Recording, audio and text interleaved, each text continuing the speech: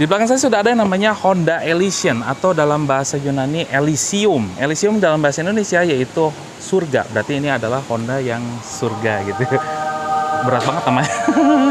Nah, Elysian itu tidak begitu laku. Pada tahun 2004 dia keluar di Indonesia, itu nggak begitu laku. Karena dia lebih mengejar ke performa atau lebih mengejar ke sportivitas. Padahal dia adalah sebuah big van yang artinya dia kasta-kastanya di sekelas sama Toyota Alphard sama Nissan Elgrand. Nah, kan kalau mengejar sporty, kenapa nggak ambil Honda Odyssey aja? Kapasitasnya juga sama, 8 penumpang, kenapa nggak ngambil itu aja? Ini terlalu besar untuk sebuah Honda. Tapi nggak apa-apa. Ini adalah van yang sangat menarik menurut saya sekarang gitu ya.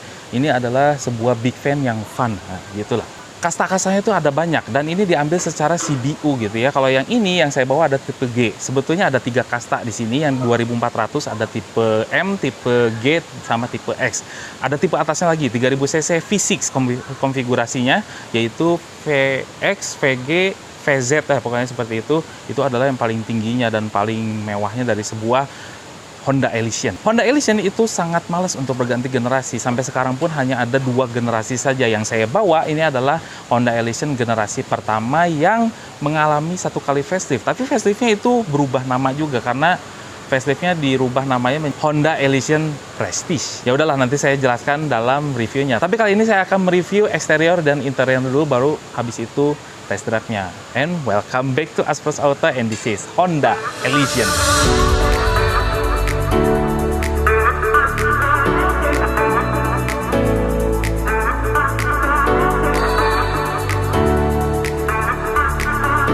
Sebelum kita mulai reviewnya, apabila sobat suka dengan channel Aspros Auto yang membahas mobil-mobil yang seperti ini, yang unik-unik, yang jarang ada gitu ya, tahun 80, tahun 90, sampai yang terbaru, segera subscribe. Dan juga tekan tanda loncengnya. Nah, apabila komentar, saya lebih suka lagi, karena komentar kita bisa bagi-bagi ilmu ke semua netizen. Karena netizen Indonesia kan pintar-pintar. Mobil ini saya pinjam dari Kang Ragil, dan ini dalam posisi on sale. Yes, tanyakan saja ke Kang Ragil, di situ Instagramnya, berapakah yang dia mau dari mobil ini. Nanti kan bisa dilihat ya kondisi-kondisinya apakah mulus atau enggaknya di video ini. Tonton sampai habis. And let's take a look the front design of Honda Elysian. Dari bagian depannya ini tidak begitu besar kelihatannya, tapi kalau dilihat secara keseluruhan, ini mobil body panjang hampir 5 meter. Yes, bentuk depannya tuh seperti ini. Berbeda dengan MPV big yang lainnya seperti Toyota Alphard, Nissan Elgrand. Itu nggak seperti ini. Ini mengejar ke sporty banget. Makanya dia desainnya tuh tegas-tegas. Punya titik-titik yang bertemu sangat tajam. Seperti di sini, lihat grillnya. Tajam sekali ke bagian bawahnya. Dan ini grillnya lucu sekali karena dia menyambung grillnya. Jadi ini kalau dibuka ke mesinnya, ini akan terpisah si grillnya. Berbeda dengan big MPV yang lainnya yang grillnya tuh tersendiri, makanya body-body. Kalau ini gede, tapi ini bisa dipisah gitu ya. Keren ya di Honda Odyssey. Nah, headlampnya tuh benar-benar runcing banget. Sampai ke sini ketemu garis itu sangat tegas. Yang prestisnya juga lebih besar, tapi tetap saja dia mempunyai garis yang tegas. Ini udah punya proyektor. Udah gitu, selain proyektor biasanya kan halogen ya kalau Honda. Ini nggak pelit. Ini adalah proyektor HID. Yes, dia udah xenon dan lampu jauhnya terpisah dalam satu batok yang sangat besar. Lampu sorenya kayak seperti Chile, ada di bagian sebelah sini, ujung. Nah, biasanya kalau big MPV itu dia sangat lengkap, tapi berbeda dengan Honda Elysian, dia tidak mempunyai fog lamp. Ini adalah tipe G yang tidak mempunyai fog lamp. Makanya fog lamp itu ya dummy. Ini bisa ditambahin sih, kalau zaman sekarang kan ada yang namanya fog lamp yang proyektor, itu bisa ditambahin ke sini. Yang kecil tapi terang benderang. Ini tuh nggak ada kontur, nggak ada garis kontur sama sekali. Lihat, flawless banget gitu ya. Jadi dinamis sekali, nggak ada kontur-konturnya. Dan kaca windshieldnya itu di bagian atas itu kelandaiannya sama dengan kap mesinnya walaupun dia terpisah. Nah, ini karena dia landai seperti itu mempunyai windshield yang sangat besar. Ya wajar, dia adalah sebuah big MPV. Ini kalau saya bilang bagian sampingnya, bagian depan, bagian belakang Honda Elysian, dia benar-benar futuristik sekali. Sampai tahun sekarang pun ini saya bilang masih up to date, masih bisa dipakai dan masih tergolong kayak mobil baru. Berbeda dengan Alphard yang sekelasnya ini gitu, yang ANH10 itu udah mulai terlihat kolot. Tapi ini berbeda ceritanya. Ini masih terlihat up to date kecuali bagian belakangnya, tapi depannya, sampingnya itu up to date banget. Nih, coba lihat ya di sini ya. Jadi di bagian depannya, pilar A-nya dia dicat berwarna hitam gitu ya. Hitamnya itu hitam glossy sampai ke bagian belakang. Pilar-pilarnya tuh dicat glossy hitam yang jadi si kacanya itu kayak dari depan sampai ke belakang itu nyatu semua. Ini keren sekali Hyundai Odyssey. Terus saya suka di bagian pegangan pintunya yang hanya segaris ini saja. Padahal ini kan berbeda ya. Yang depan bukanya begini, yang belakangnya dia electric door gini, buka. Kiri kanan electric door. Dan ini saya sukanya lagi di Honda Elysion gitu ya. Jadi oli lagi ya. Honda Elysion dia mempunyai ban yang besar. Dia punya pakai profil ban 215/65 ring 16. Kalau yang Alphard kan ada yang ring 15, ada yang ring 17. Tapi Honda Elysion udah pakai ring 16 yang tipe G-nya. Sangat sporty. Makanya dia mengejar sporty banget. Nah, tapi sayangnya di Honda Elysion gitu ya, saya nggak sukanya ada rel yang kalau di Alphard kan bisa disumputin di bawah kaca gitu relnya. Kalau ini benar-benar diekspos. Ini mirip-mirip seperti Nissan Evalia gitu jadinya. Nah, terus itu satu lagi, spion udah pakai LED di spion. Tahun 2004 itu keren sekali. Nah, inilah yang saya bilang kurang up to date. Di bagian belakang Honda Elysion itu tergolong agak berumur gitu ya. Tapi yang depan samping itu masih tergolong futuristik sampai sekarang pun juga. Nah, unik-uniknya dari Honda Elysion yaitu dari sini. Mungkin Hyundai Staria itu mengambil di sini. Kayak Mika yang panjang dari sini, ini bisa nyala semua, tapi ternyata nggak. Di Elysion cuma sampai segini aja. Ini adalah third brake lamp-nya. Terus di sini ada wipernya, ada rear defoggernya. Dan di sini, at least ada kesinambungan gitu ya. Walaupun dia terkesan jadul, tapi kesinambungan dari depan, belakang, tail lamp, sama headlamp. Dia punya garis yang sipit-sipit gitu ya. Ini sipit sekali. Tapi sayangnya ya itu jadulnya kelihatan karena dia pasti pakai halogen. Mestinya ada sedikit LED-LED-an gitu, kalah sama Yaris ya. Yaris udah ada yang LED. Ini belum. Sayangnya di situ aja. Terus di sini nggak ada yang namanya garnish. Garnish itu nggak ada. Hanya plat nomor, lambangnya Honda, terus ini Elysion, that's it. Ini sangat simple. Terus di bawahnya bempernya tuh sangat besar. Besar banget sampai di sini, sampai ke sini. Jadi kalau misalnya amit-amit nabrak gitu ya, ini dilepasnya dari segini sampai ke sini, semuanya diambil. Sekarang kita lihat bagian interiornya. Honda Odyssey itu tergolong yang futuristik dan enak dilihat oleh mata. Pada tahun 2004 ini adalah dashboard yang terkeren mungkin. Kalau saya lihat gitu ya, saya kan masih anak-anak itu pada saat itu. Tapi ini dashboardnya keren banget, futuristik. Dan di sini full cluster semua, termasuk head unitnya ada di sebelah situ. Walaupun di kontrolnya masih pakai putar-putaran di sebelah sini gitu ya. Dan di sini ada cluster AC-nya yang sangat lengkap. Walaupun dia pencet-pencetan gitu ya di sebelah sini, ini agak-agak membingungkan kayak banyak banget tombolnya. Tapi di sini ada yang namanya digital yang mengatur suhunya tuh sampai berapa temperaturnya. Terus di sini juga ada fan speed-nya berapa. Dan ini adalah dual climate control ya, dual zone AC. Jadi kiri dan kanan bisa terpisah suhunya. Yang sebelah sini bisa panas, bisa hot gitu ya. Di sebelah sini bisa dingin gitu. Terus di sini saya lihat ada yang namanya tuas transmisinya wood panel, dan ini kebanyakan wood panel yang agak-agak nggak begitu glossy, tapi agak-agak sedikit doff sedikit. Dan ini yang membuat kemewahan dari suatu Honda Elysion. Dan di sini di atasnya itu berwarna coklat muda. Jadi nyambung gitu antara wood panel sama panel-panel yang di atasnya. Walaupun ini Honda Elysion harusnya di atasnya itu sudah soft touch gitu, tapi ini enggak. Dan ini ya sama lah dengan big MPV yang lain, saya tidak bisa merogoh sampai ke ujung sana, itu jauh banget. Ini bahkan lebih jauh daripada Alphard dashboardnya. Ini padahal kalau dimaksimalkan ke depan, ini bakal ruang belakangnya bakal semakin lega sekali mungkin. Tapi ya nggak apa-apa lah, itu urusan Honda. Nah, ini yang saya suka dari Honda Elysion, yaitu speedometernya bener-bener 3D. Ada yang floating, ada odometer yang floating, jadi nggak dibatasin gitu. Ada kayak Mikanya, jadi kalau lihat dari samping sini itu berbeda-beda. Visionnya itu keren sekali 3D-nya.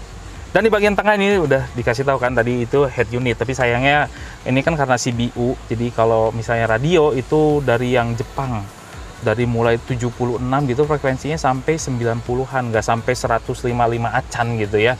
Kan biasanya yang keren-keren tuh di atas 100 semua frekuensinya. Nah, di sini juga saya bisa lihat ada audio switch steering di sini, tapi tidak ada yang namanya cruise control, itu nggak ada di sebelah sini. Ini karena tipe G, tapi kalau tipe X itu ada, dan tipe X itu dibekali dengan dual sunroof. Ini nggak ada. Oke, di sebelah kanannya di sini itu ada yang namanya untuk membuka pintu belakang yang sliding door. Terus juga ini ada smart control key-nya ada di sini, dan di trim pintunya ini paduan antara Ini bukan kulit, bukan soft touch. Ini menyebalkan Honda. Oke lah, fiturnya banyak, tapi bahan-bahannya tolong dong. Aduh, ya udahlah, ini nggak apa-apa, tahun lama lah ya. Jadi saya bisa kritik tuh. Ini mesinnya soft touch, tapi ini enggak. Ini bahannya adalah plastik keras dipadukan dengan suede di bagian bawahnya dan wood panel di bagian rest yang di trim pintunya. Di sini ada yang namanya power window. Power window-nya auto up, auto down bagian driver saja. Ada electric mirror dan juga namanya retractable. Ada central door lock. Dah, di situ juga di sini biasanya kalau Alphard itu ada dual level ya, dual leveling yang namanya penyimpanan. Tapi kalau ini cuma satu, muatnya untuk cup holder dan juga ini tapi dalam sih. Nah, di sini juga untuk kartu tol juga bisa di sini.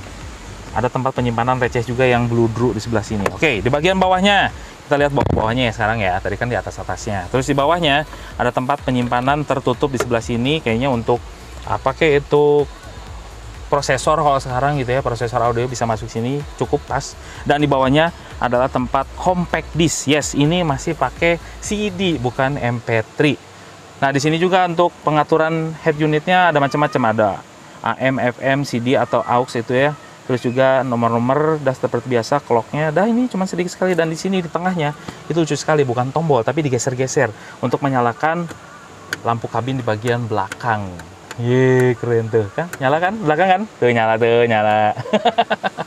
Nah, di bagian tengah ini kita dikasih yang namanya cup holder jadi-jadian. Nah, jadi ini buat akses ini aja, buat penumpang bisa, tapi bisa dibuat juga untuk cup holder. Nah, bagian depan cup holdernya ada dua, ada tempat penyimpanan tertutup di sebelah sini, dan juga untuk di bagian belakang ada power socketnya nanti di bagian belakang ya. Kita review. Nah, di sini juga ada yang namanya kursinya. Kursinya tuh enak banget, empuk, bahannya suede, sangat mewah. Ada yang namanya armrest sebelah sini. Ada dua lagi. Jadi nggak pelit lah Honda untuk urusan seperti ini. Dan juga di sini ada head adjusternya juga ya. Tuh ada head adjuster, tapi ini masih manual, belum elektrik. Di atas sini itu sun visor. Sun visornya ada lampunya, yes, nyala. Dan juga di sini ada tempat penyimpanan kacamata dan juga untuk lampu kabinnya yang ditekan saja. Oke, sekarang kita ke belakang. Elektrik. Nah, kita akan bahas di row keduanya sebuah Honda Elysion. Kita tutup saja supaya enak gitu ya, nggak berisik di bagian belakang. Nah, di sini kita punya kelegaan kabin yang superb, gede. Lihat, nggak usah dihitung lah ya. Ini lebih dari 10 jari. Dan juga ini bisa di maju mundurkan. Salah. Bisa maju mundur sampai ke ujung karena relnya tuh berkesinambungan dari depan sampai ke bagian belakang. Jadi kita bisa fleksibel, mau lega di row ketiga atau row kedua. Nah, di sini juga kita dapat seat back pocket, ada gantungan barang, kresek gitu ya. Kalau misalnya dari pasar, ini gantungin di sini. Kenapa disebutin pasar ya? Oke, sini kita juga punya yang namanya armrest. Yes, ada cup holder juga di sebelah sini, dan ini kalau terpaksa bisa menjadi untuk 3 orang. Nah, ini juga flat floor, jadi nggak ada yang menghalangi. Jadi enak duduknya, headroomnya luas. Dan di sini kita punya pengaturan double blower. Double blowernya tapi tidak ada pengaturan temperatur ya sebelah sini ya. Untuk untuk tipe yang G, tapi tipe X atau tipe yang atas itu udah ada pengaturan suhu sendiri. Nah, lubangnya di mana? Bukan di sini, tapi di pinggir-pinggir. Row kedua, row ketiga itu sama, ada lubang 2 seperti ini. Ini nggak tahu kenapa Honda bikin 2 seperti ini. Mungkin. Jadi ini dibuat kayak gini karena nanti untuk mendinginkan badan, yang satu lagi untuk mendinginkan kaki gitu. Mungkin dibikin 2. Kenapa nggak satu aja gede gitu ya? Mungkin ini juga kalau misalnya satu rusak, ini masih ada satu lagi yang bisa mengalirkan ke kaki aja, yang satunya tutupin pakai lakban gitu, masih ada lubang. Kalau ditutupin cuma satu kan ditutup, udah dibahas ya. Sekarang kita ke row cup holder ada di trim pintu, satu lagi di sebelah sini, dan ada sekatnya. Ini keren banget. Oke, dah. Sekarang kita bahas row 3. Sekarang saya mau masuk ke row ketiga, dan caranya ini sedikit kurang praktis ya. Sedikit ya. Karena ini akan melipat seperti bioskop. Majuin. Nah, ini naik sendiri. Maju. Maju. Nah, ini akses ketiganya masuknya jadi lega sekali. Kita akan coba kelegaan kabinnya. Oke. Oke, saya suka. Dan juga paha tersangga dengan baik. Biasanya di row ketiga gitu ya, itu pahanya agak lurus-lurus si kursinya, tapi kalau ini menanjak ke atas sehingga pahanya tersangga dengan baik. Duduknya enak dan sandarannya juga pas. Cup holder di kedua sisi, kiri kanan ada tempat penyimpanan lagi, dan di sebelah kiri itu ada tempat penyimpanan yang panjang kayaknya buat nyimpen kabel atau apa gitu ya. Ini gelap sekali saya bukanya. Yang penting ada suaranya kan. Sekarang kita cek bagasinya. Nah, ini kita lihat bagasinya ya, segede apa. Elysian. Yes. Nah, ini adalah tas kamera saya yang kurang begitu besar sebetulnya, compact gitu ya. Tapi ini sudah menghabiskan ruang bagasi. Tenang aja, itu bukan bagian dari ini. Karena Honda Elysian itu punya pengaturan rel seperti Toyota Alphard. Yes, dia bisa dimajukan ke depan. Dan konfigurasinya itu adalah 60-40 ya tuh. Jadi bisa dikedepankan, jadi mempunyai bagasi yang gede. Kalau masih kurang gede juga, ini udah dipajuin, yang row kedua juga masih bisa dimajuin. Jadi nggak masalah untuk kapasitas ruang bagasi. Ini gede di Honda Elysian. Iyalah, panjangnya 5,1 meter. Panjangnya hampir 5 meter. Alright, Honda Elysian. Yes, dia adalah setara Alphard kan mestinya kan, dan setara Elgrand juga. Di atasnya Honda Odyssey, mestinya dia lebih limbung atau lebih lambat, tapi enggak. Honda Elysian itu dibuat sama Honda buat menjadi fun big fan. Lihat, ini gesit banget untuk sebuah mobil besar yang hampir 5 meter panjangnya, tapi dia gesit. Performanya oke, mesinnya oke. Jadi 2400 cc itu masih bertenaga dan bisa membuat si Eli ini speedy itu enak, dipakainya enak, fun to drive-nya dapat untuk sebuah van. Aneh, Honda Elysian ternyata saya baru nyobain sekarang, ini enak banget ini mobilnya. Visibilitas ke depannya oke, pilar A-nya memang gede, tapi ke samping oke, ke belakang oke. Walaupun ini pilar A-nya itu ada kaca teongnya, tapi tidak begitu berguna, ini terlalu besar untuk di pilar A-nya. Posisi duduknya dia agak tinggi, terus juga joknya tuh empuk. Saya supportnya memeluk ke drivernya, mirip-mirip sebuah Accord yang di-van-kan, ngerti nggak sih? Jadi kita tuh sporty duduknya, tapi ini kita nyadar ini adalah sebuah van. Fun to drive-nya kena juga. Luar biasa nih Honda Elysian. Big van itu biasanya agak-agak floaty pengendaliannya. Ini tetap empuk gitu ya, tapi tidak se-floaty si Alphard yang memanjakan penumpang banget. Tapi ini memanjakan si drivernya juga. Lihat, handlingnya, ini mobilnya gede tapi handlingnya tuh keren. Jadi mirip-mirip seperti Accord yang ditinggikan, yang di-van-kan, yang diubah menjadi van gitu si Accordnya. Saya dari tadi amazed sama handlingnya. Untuk mobil sebesar ini, respon setirnya itu cukup akurat, nggak floating, nggak kayak kapal banget.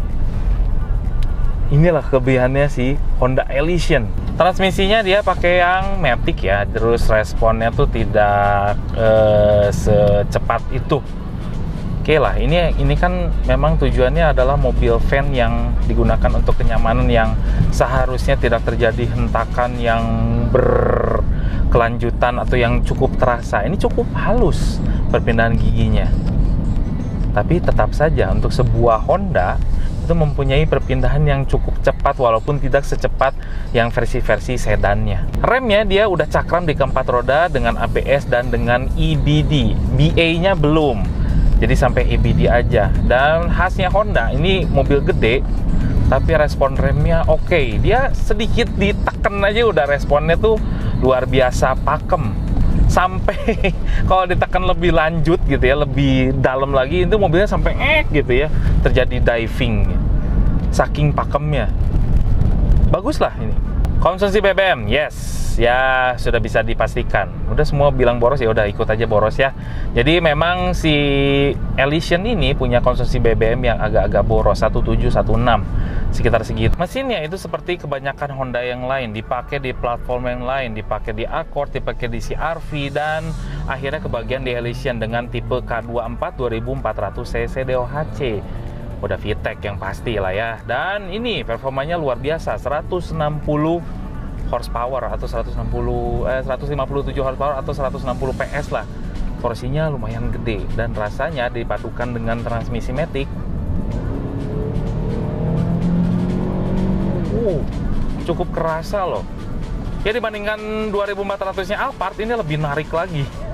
Apalagi versi yang 3000 cc dengan ya bisa dimatiin itu loh, yang silinder itu bisa dimatiin gitu ya. Jadi kalau dalam keadaan macet cuma 4 silinder yang jalan.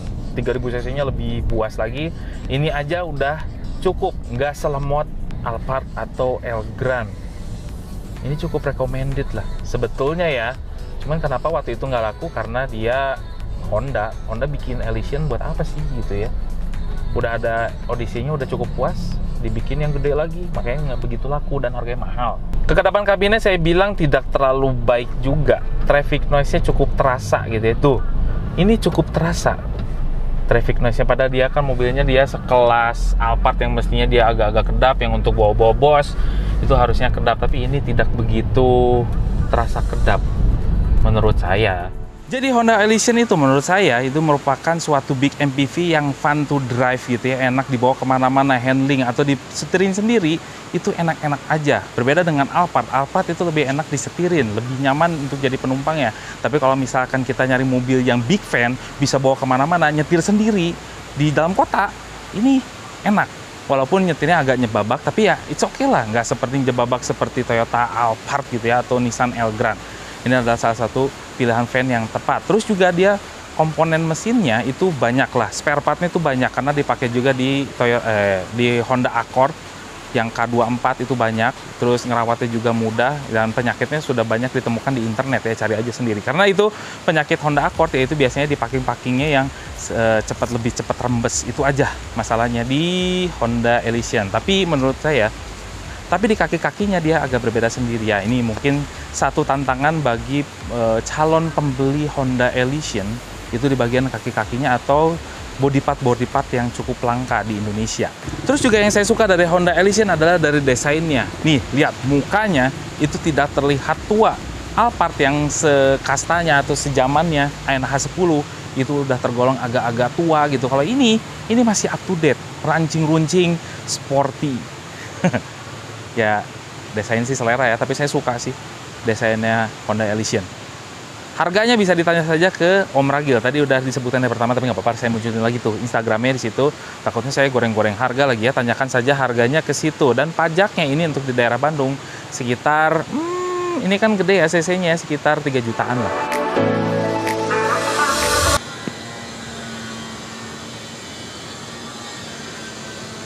Ini abang-abang memorinya gede ya, sudah biarin aja.